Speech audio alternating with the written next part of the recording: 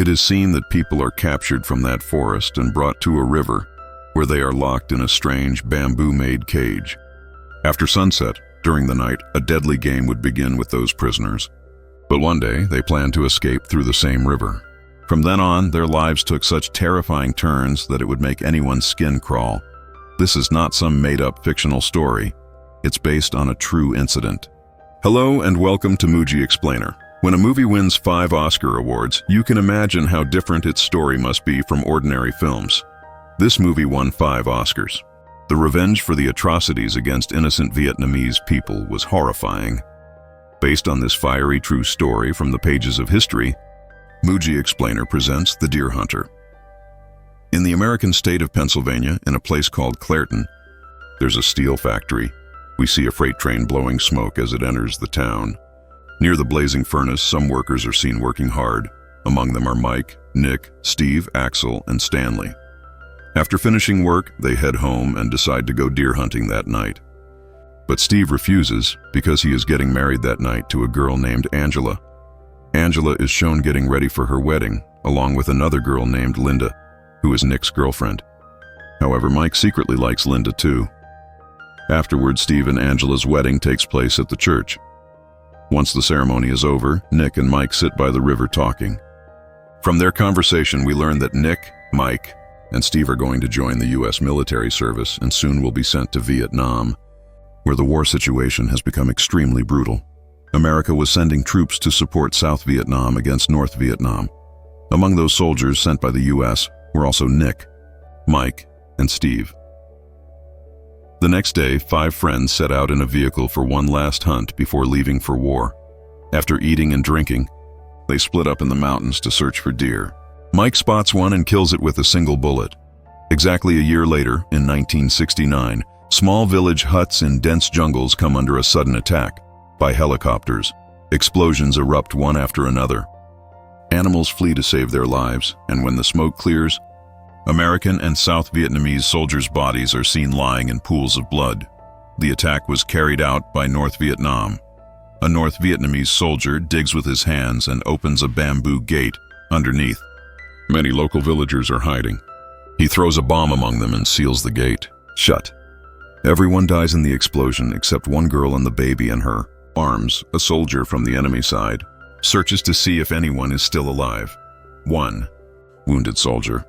Mike regains consciousness. The injured girl tries to escape with the baby in her arms, but the enemy soldier spots her and mercilessly shoots both children. Mike stands up and, enraged by what he's just witnessed, burns the enemy soldier alive. Even then, he doesn't calm down. He keeps firing at the burning body. An American helicopter soon arrives, and several soldiers descend to secure the area. Among them are Nick and Steve. The 3 friends had joined the army and undergone training during the past year. But soon, North Vietnamese guerrillas attack repeatedly with bombs, eventually capturing American and South Vietnamese troops.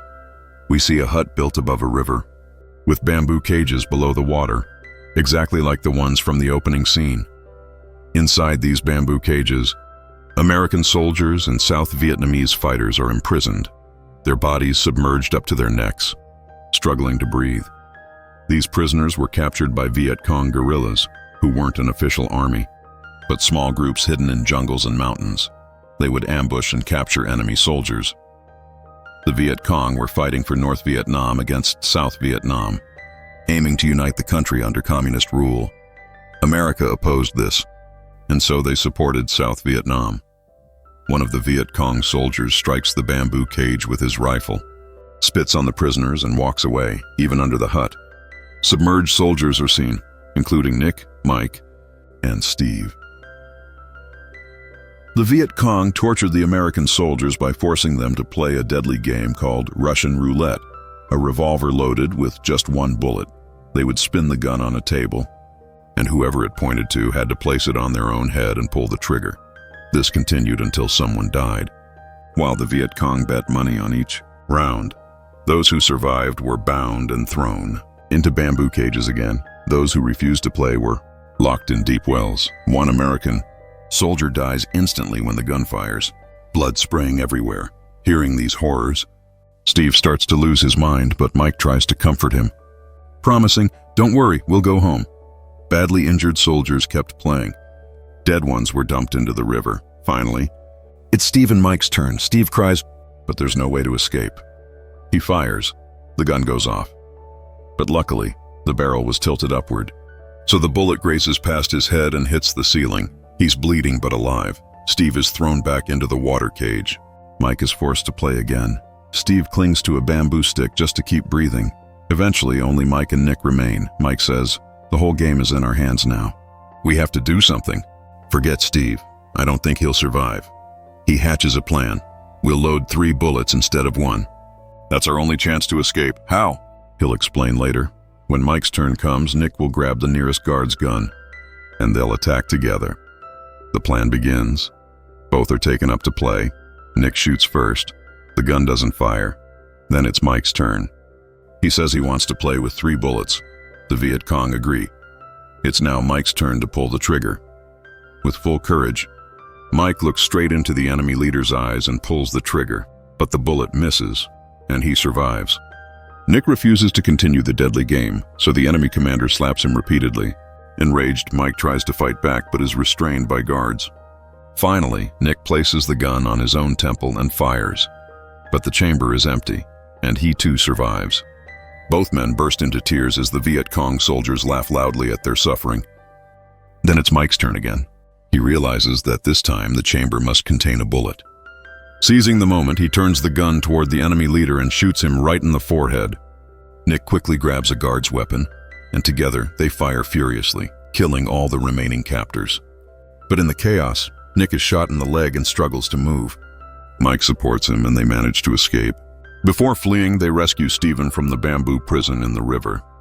Using a tree trunk as a float, the 3 friends swim across the river. But Stephen, mentally shattered, starts screaming uncontrollably.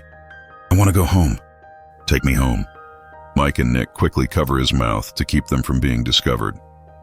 They continue floating through the water, terrified that the Viet Cong could attack at any moment. Suddenly, they hear the sound of helicopters overhead. American helicopters. They wave frantically and shout, "Help us! Save us!" But the pilots can't hear them over the roaring blades. The 3 men grab onto a bridge to avoid being swept away. Mike climbs up and helps the others. Luckily, one helicopter spots them, and soldiers pull Nick aboard. Mike and Stephen cling to the landing skids, but it's too difficult to hold on. Stephen slips and falls back into the river. Without hesitation, Mike jumps after him and drags him to safety between the rocks. Stephen's legs are severely injured. He can't even move them. Mike carries him on his back through crowds of refugees heading toward a camp. Trucks rumble past, fires burn everywhere, and black smoke fills the sky. Finally, Mike places Stephen on a military truck driven by South Vietnamese soldiers so he can be taken for treatment. Meanwhile, Nick is hospitalized at an American military base.